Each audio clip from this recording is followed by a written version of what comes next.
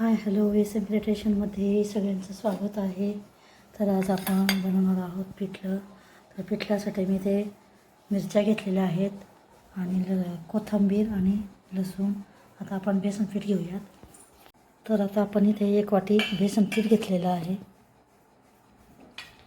1 वाटी किंवा तुम्हाला जेवढं पाहिजे तेवढं बेसन पीठ घ्यायचं आहे. इथे मी 1.5 वाटी बेसन पीठ घेते. आता हे बेसन पीठ आपण याच्यामध्ये चांगलं पाणी टाकून असं पातळ करून घ्यायचं आहे. इथे बघू शकता आपण हिरवी मिरची, कोथिंबीर आणि लसूण असा बारीक कट करून घेतलेला आहे, कापून घेतलेला आहे. आता इथे आपण बेसन पीठ असं छान पाणी टाकून असं पातळसर करून घ्यायचं आहे. तुम्हाला जेवढं घट्ट ठेवायचं, जेवढं पातळ करायचं तुम्ही करू शकता. मी इथपर्यंत ठेवलेलं आहे अर्धा पातेलं.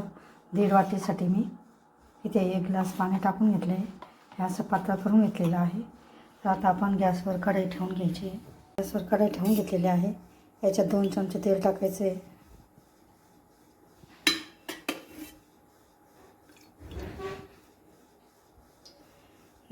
तेल छान असं तापू द्यायचं आहे. आता तेल तापलं की आपण अर्धा चमचा जिरे टाकून घेणार आहोत. बघू शकता तेल आपलं तापून झालेलं आहे. तर आपण आता इथे अर्धा चमचा किंवा 1 चमचा तुम्ही जिरे टाकू शकता.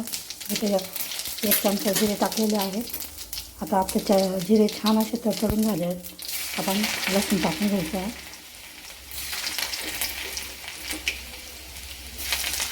झालं की आपण हिरवी मिरची टाकून घ्यायची आहे. हिरवी मिरची छान परतून घ्यायची आहे.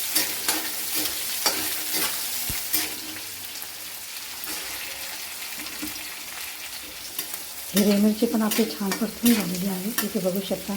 आता आपण कोथिंबीर टाकून घ्यायची. कोथिंबीर पण छान परतून घ्यायची.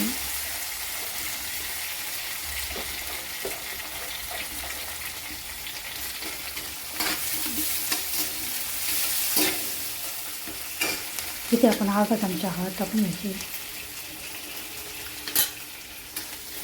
हळदीला पण छान परतून घ्यायचे. फोडणीमध्ये असं करून घेतलेलं आहे. म्हणजे आपण जास्त पाणी टाकायची गरज नाही. याच्यातच आपलं बेसन पिठलं शिजलं जाईल. तर मी आधीच असं पातळ करून घेतलेलं आहे. तर अशा पद्धतीने आता आपण हे टाकून घ्यायचं आहे फोडणीमध्ये.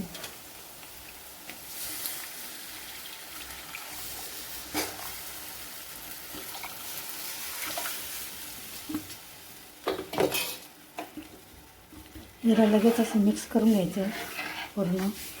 घ्या त्याच्या गाठी होऊन याला सारखं हलवत राहायचं आहे. तर इथं बघू शकता आपण आता पाणी टाकून घेतलेलं आहे पूर्ण पिठल्यामध्ये. जेवढं टाकायचं तेवढं टाकून घ्यायचं आहे. आता याला छान असं सतत सारखं हलवत राहायचं आहे, कारण याच्या गाठी बनतात.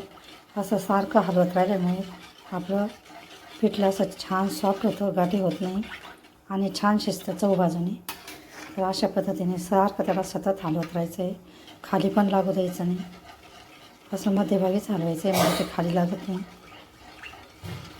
तर याला आता 10-15 मिनटं आपण चांगलं शिजवून घ्यायचं आहे. अशा पद्धतीचं पिठलं आपण भाकरीसोबत, पोळीसोबत खाऊ शकतो. वरण भातासोबत पण आपण खाऊ शकतो. तर अशा पद्धतीचं पिठलं तुम्ही पण नक्की करून बघा. कोणी घोटून पण करतात, घोटून पण छान होतं आणि अशा पद्धतीने पण छान होतं. तर आता याच्यामध्ये आपण अंदाजानुसार मीठ टाकून घ्यायचं आहे. तर इथं बघू शकता आपलं असं छान पिठलं आता असं घट्ट होत चाललेलं आहे शिजल्यामुळे. तर असं शिजत आलं की आपण आता याच्यामध्ये मीठ टाकून घ्यायचं आहे अंदाजानुसार. मी आता इथे 1 चमचा मीठ टाकते. इथे बघू शकता 1 चमचा मी मीठ टाकून घेणार आहे. तुम्ही अंदाजानुसार टाकू शकता. मीठ टाकल्यानंतर याला चांगलं मिक्स करून घ्यायचं आहे.